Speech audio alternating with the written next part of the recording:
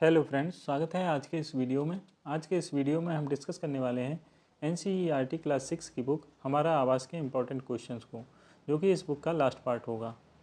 साथियों, अगर अभी तक आपने ईवीएस के लिए एनसीईआरटी बुक्स को नहीं पढ़ा है तो आप इसी वीडियो के डिस्क्रिप्शन में दिए गए लिंक के द्वारा क्लास 3 से क्लास 6 तक की एनसीईआरटी बुक से बनने वाले सभी इंपॉर्टेंट क्वेश्चंस की प्रैक्टिस कर सकते हैं, जो कि केवीएस पीआरटी एग्जाम के लिए काफ़ी इंपॉर्टेंट होंगे। तो आइए शुरू करते हैं आज का यह वीडियो। भारत का क्षेत्रफल कितना है? तो भारत का क्षेत्रफल लगभग 32.8 लाख वर्ग किलोमीटर है। और अगर इसके विस्तार की बात की जाए तो अरुणाचल प्रदेश से कच्छ तक इसका विस्तार लगभग 2900 किलोमीटर है, जबकि कश्मीर से कन्याकुमारी तक इसका विस्तार लगभग 3200 किलोमीटर है। कुछ और भी इम्पोर्टेंट पॉइंट्स हैं, इनको भी देख लेते हैं। भारत का सबसे पूर्वी बिंदु किबथू है, जो कि अरुणाचल प्रदेश में है, जबकि सबसे पश्चिमी बिंदु गोहर मोती है, जो कि गुजरात राज्य में है। भारत का सबसे उत्तरी बिंदु इंदिरा कोल है, जो कि जम्मू कश्मीर में है, जबकि भारत का सबसे दक्षिणी बिंदु इंदिरा पॉइंट है, जो कि अंडमान निकोबार द्वीप समूह में है। इसके अलावा आपसे एक क्वेश्चन और भी पूछा जा सकता है कि भारत की मुख्य भूमि में, याद रखिएगा, भारत की मुख्य भूमि में सबसे दक्षिणतम बिंदु कौन सा है? तो यह कैप कमोरिन है, जो कि तमिलनाडु राज्य में है। अगला प्रश्न, भारत किस गोलार्ध में स्थित है? तो भारत उत्तरी गोलार्ध या फिर उत्तर पूर्वी गोलार्ध में स्थित है। अगला प्रश्न, भारत की मुख्य भूमि का विस्तार है? तो दक्षिण से उत्तर की ओर 8 डिग्री 4 मिनट उत्तर से 37 डिग्री 6 मिनट उत्तरी अक्षांश के बीच में इसका विस्तार है, जबकि पश्चिम से पूर्व की ओर 68 डिग्री 7 मिनट पूर्व से 97 डिग्री 25 मिनट पूर्वी देशांतर के बीच में इसका विस्तार है। अगला प्रश्न, स्थल का वह भाग जो 3 ओर से जल से घिरा हो उसको प्रायद्वीप कहा जाता है। नेक्स्ट क्वेश्चन, भारत का मानक यामोत्तर माना गया है? तो इसका मानक यामोत्तर 82 डिग्री 30 मिनट पूर्वी देशांतर को माना गया है। कुछ इंपॉर्टेंट पॉइंट्स भी हैं, इनको देख लेते हैं।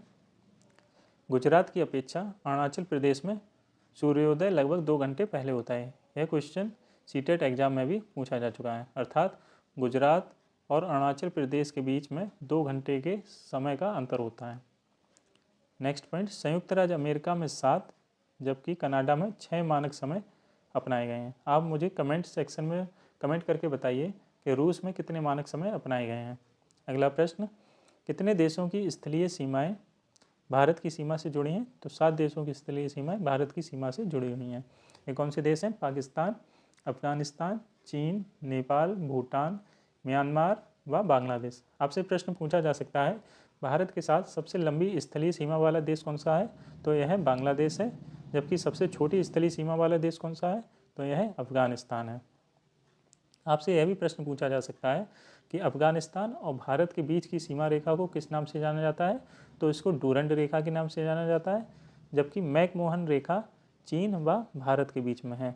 इसी तरह पाकिस्तान और भारत के बीच की सीमा रेखा को रेड क्लिफ लाइन के नाम से जाना जाता है। नेक्स्ट पॉइंट, भारत की जलीय सीमा वाले पड़ोसी देश कौन से हैं? तो भारत के जलीय सीमा वाले पड़ोसी देश श्रीलंका और मालदीव हैं। अगला प्रश्न, पाक जल संधि किन देशों के मध्य में है? तो पाक जल संधि या पाक जल डमरू भारत व श्रीलंका के बीच में है। अगला प्रश्न, भारत के राज्य व केंद्र शासित प्रदेशों की संख्या है? तो वर्तमान में भारत के केंद्र शासित प्रदेश व राज्यों की संख्या 28 व 8 हैं, अर्थात 28 राज्य हैं और 8 केंद्र शासित प्रदेश हैं। ये केंद्र शासित प्रदेश कौन से हैं?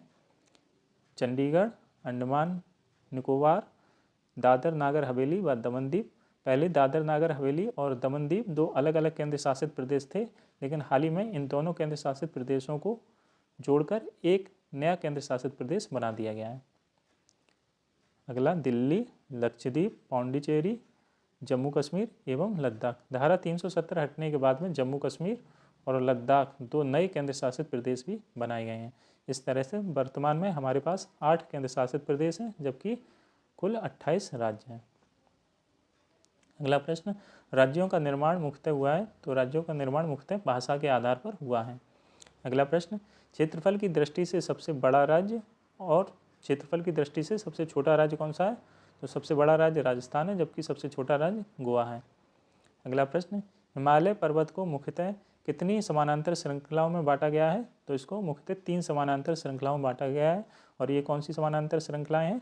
पहला बृहत हिमालय जिसको हिमाद्री के नाम से भी जाना जाता है, और इसी को ग्रेट हिमालय या महान हिमालय भी कहा जाता है। हिमालय की यह पर्वत श्रृंखला सबसे उत्तर में स्थित है और इसी पर्वत श्रृंखला में विश्व के सबसे ऊंचे शिखर भी हैं, जैसे माउंट एवरेस्ट और कंचनजंगा इसी पर्वत श्रेणी के भाग हैं। अगला मध्य हिमालय, इसी को हिमाचल हिमालय के नाम से भी जाना जाता है और यह हिमाद्री के दक्षिण में है। और अगला शिवालिक पर्वत श्रृंखला जो कि सबसे दक्षिण में स्थित है। आपसे प्रश्न पूछा जा सकता है हिमालय की कौन सी पर्वत श्रृंखला सबसे नवीन पर्वत श्रृंखला है, तो यह है शिवालिक पर्वत श्रृंखला होगी। अगला प्रश्न, पश्चिम की ओर बहने वाली नदियां हैं, तो पश्चिम की ओर बहने वाली नदियां नर्मदा व तापी हैं जो कि विंध्याचल और सतपुड़ा पर्वत श्रृंखलाओं से होकर बहती हैं और यह अरब सागर में जाकर गिरती हैं।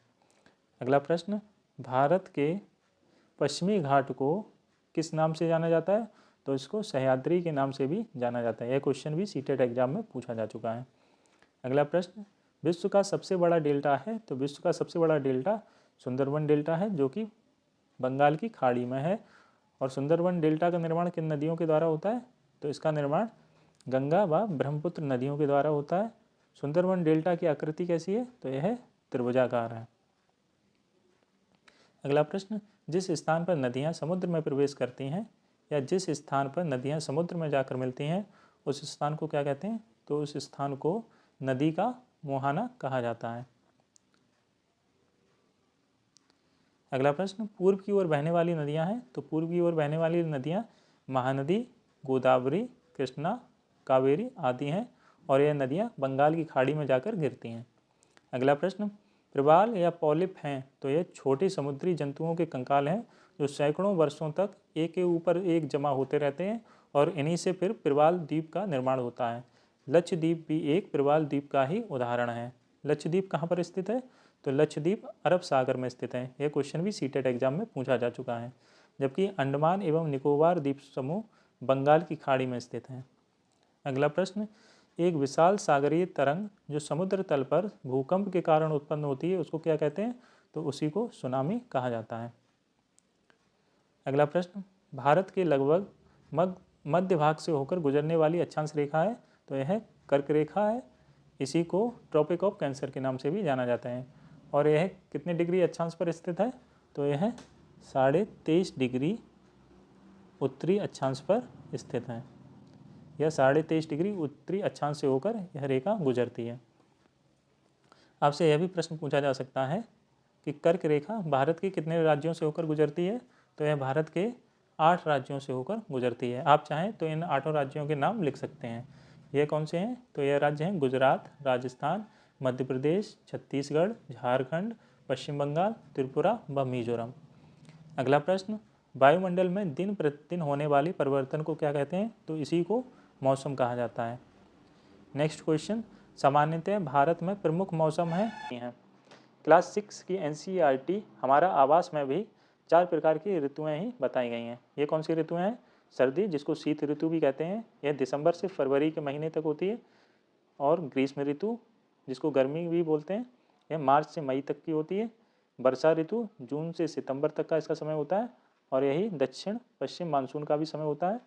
इसके अलावा शरद ऋतु, यह अक्टूबर से नवंबर तक की होती है और यही समय मानसून के लौटने का भी होता है। अगला प्रश्न, गर्मी में दिन के समय चलने वाली गर्म व शुष्क पवन को कहा जाता है, तो इसको लू कहते हैं। लू उत्तर भारत में मई एवं जून के महीनों में चलने वाली एक शुष्क और गर्म हवा है।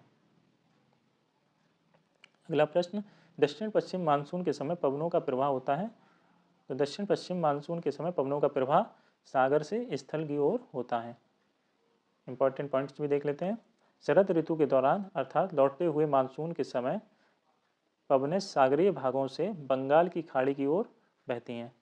अगला प्रश्न, किन राज्यों में लौटते हुए मानसून से वर्षा होती है, तो तमिलनाडु और आंध्र प्रदेश में लौटते हुए मानसून से वर्षा होती है, अर्थात शरद ऋतु के समय यहाँ पर वर्षा होगी। और शरद ऋतु का समय कौन सा होता है, तो यह अक्टूबर और नवंबर के बीच का होता है। इसी समय तमिलनाडु और आंध्र प्रदेश में वर्षा होती है। अगला प्रश्न, किसी स्थान पर अनेक वर्षों में मापी गई मौसम की औसत दशा को कहा जाता है, तो इसी को जलवायु कहा जाता है। देखिए, मौसम दिन प्रतिदिन होने वाली जलवायु में परिवर्तन को कहा जाता है, जबकि किसी स्थान पर लगभग 30 वर्षों में मापी गई मौसम की औसत दशा को जलवायु कहा जाता है। अगला प्रश्न, भारत की जलवायु है तो भारत की जलवायु मानसूनी जलवायु है। नेक्स्ट क्वेश्चन, मानसून शब्द की उत्पत्ति हुई है तो मानसून शब्द की उत्पत्ति अरबी भाषा के मौसम शब्द से हुई है। अगला प्रश्न, किसी स्थान की जलवायु निर्भर करती है तो किसी भी स्थान की जलवायु उसकी स्थिति, ऊंचाई, समुद्र से दूरी एवं उच्चावच पर निर्भर करती है। अगला प्रश्न, मुंबई तथा कोलकाता की जलवायु है तो इनकी जलवायु मध्यम है, अर्थात यहाँ पर ना तो बहुत ज़्यादा गर्मी होती है ना ही बहुत ज़्यादा सर्दी होती है। अगला प्रश्न, विश्व में सबसे अधिक वर्षा होती है तो ये मासिनराम में होती है जो कि मेघालय राज्य में है। अगला प्रश्न, घास, झाड़ियाँ तथा पौधे जो बिना मनुष्य की सहायता से उगते हैं उनको प्राकृतिक वनस्पति कहा जाता है। नेक्स्ट क्वेश्चन, भारत में कितने प्रकार के वन पाए जाते हैं तो भारत में मुख्यतः 5 प्रकार के वन पाए जाते हैं। ये कौन से वन है?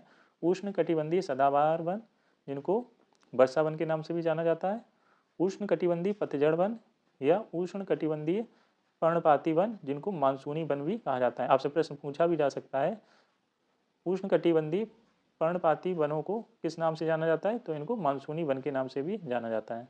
किस प्रकार के वनों को वर्षा वन के नाम से जाना जाता है तो उष्ण कटिबंधीय सदाबहार वनों को वर्षा वन के नाम से भी जाना जाता है। अगला, कटीली झाड़ियाँ, पर्वतीय वनस्पति और 5वां मैंग्रोव वन। अगला प्रश्न, सदाबहार वन पाए जाते हैं तो सदाबहार वन अंडमान निकोबार, उत्तर पूर्वी राज्यों के कुछ भागों में, इसके अलावा पश्चिमी घाट में पाए जाते हैं। सदाबहार वनों में पाए जाने वाले प्रमुख वृक्ष कौन से हैं तो ये महोगनी, एबोनी और रोजवुड है। आपसे प्रश्न पूछा जा सकता है कि महोगनी, एबोनी और रोजवुड किस प्रकार के वनों में पाए जाने वाले वृक्ष हैं तो यह सदाबहार वनों में पाए जाने वाले वृक्ष हैं। अच्छा, सदाबहार वनों में विभिन्न प्रजातियों के वृक्ष होते हैं जो कि अलग अलग समय पर अपने पत्ते गिराते हैं, इसी वजह से ये वन सदैव हरे भरे रहते हैं और इसी वजह से इनका नाम सदाबहार वन होता है। अगला प्रश्न, भारत में सबसे अधिक पाए जाने वाले वन है तो भारत में सबसे अधिक पाए जाने वाले वन मानसूनी वन है जिनको उष्ण कटिबंधीय पर्णपाती वनों के नाम से भी जाना जाता है। और इस प्रकार के वनों के प्रमुख वृक्ष कौन से हैं तो इनके साल, सागौन, पीपल, नीम और शीशम है। एक और इम्पॉर्टेंट वृक्ष है, इसको भी आप याद रखिएगा, ये है चंदन। तो चंदन भी एक उष्ण कटिबंधीय पर्णपाती वनों में पाया जाने वाला वृक्ष है। अच्छा, इस प्रकार के वृक्ष किन राज्यों में पाए जाते हैं तो ये मध्य प्रदेश, उत्तर प्रदेश, बिहार, झारखंड, छत्तीसगढ़ और उड़ीसा में पाए जाते हैं। अगला प्रश्न, किस प्रकार की वनस्पतियां देश के शुष्क भागों में मिलती हैं तो ये कटेली झाड़ियाँ होती हैं। इनके उदाहरण कौन से हैं? कैक्टस, खैर, बबूल, कीकर आदि। और ये किन राज्यों में पाई जाती हैं तो ये राजस्थान, पंजाब, हरियाणा, पश्चिमी घाट के पूर्वी ढाल पर व गुजरात राज्य में पाए जाते हैं। अगला प्रश्न, शंकुधारी वृक्ष कितनी ऊंचाई पर उगते हैं तो इस प्रकार के वृक्ष 1500 मीटर से 2500 मीटर की ऊंचाई पर उगते हैं और इन वृक्षों का आकार कैसा होता है? शंकुआकार, कुछ इस तरह से। और यह प्रश्न भी सीटेट एग्जाम में पूछा जा चुका है। तो शंकुधारी वृक्ष के उदाहरण कौन से हैं तो ये हैं चीड़, पाइन और देवदार। 2500 मीटर की अधिक ऊंचाई पर अल्पाइन वृक्ष पाए जाते हैं या अल्पाइन वन पाए जाते हैं। अगला प्रश्न, खारे पानी में पाए जाने वाले वन है तो ये मैनग्रोव वन है और यह मुख्यतः पश्चिम बंगाल के सुंदरवन और अंडमान निकोबार द्वीप समूह में उगते हैं।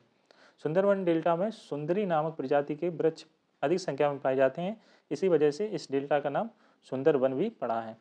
अगला प्रश्न, कौन सी पवनें भारत में वर्षा लाती हैं तो दक्षिण पश्चिमी मानसूनी पवनें ही भारत में वर्षा लाती हैं। नेक्स्ट क्वेश्चन, जंगली बकरी व हिम तेंदुआ पाए जाते हैं तो ये हिमालय क्षेत्र में पाए जाते हैं। अगला प्रश्न, हमारे देश में प्रत्येक वर्ष सर्दियों में आने वाले प्रवासी पक्षी हैं तो ये साइबेरियन क्रेन है जो कि प्रत्येक वर्ष लगभग दिसंबर के महीने में भारत में आते हैं। और भी कुछ प्रवासी पक्षी हैं, इनके उदाहरण कौन से हैं तो ये पेलिकन, स्टोर्क, फ्लेमिंगो, पिनटेल बतख तथा करलियो हैं।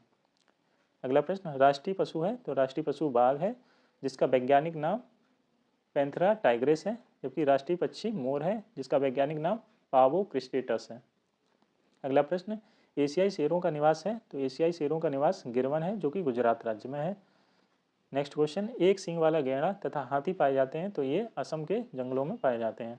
यह क्वेश्चन भी सीटेट एग्जाम में पूछा जा चुका है। अगला प्रश्न, जंगली गधा पाया जाता है तो यह कच्छ के रन में पाया जाता है। अगला प्रश्न, सरकार द्वारा हाथियों और बाघों को बचाने के लिए कौन सी परियोजनाएं शुरू की गई हैं? तो ये बाघ परियोजना और हस्ती परियोजनाएं शुरू की गई हैं।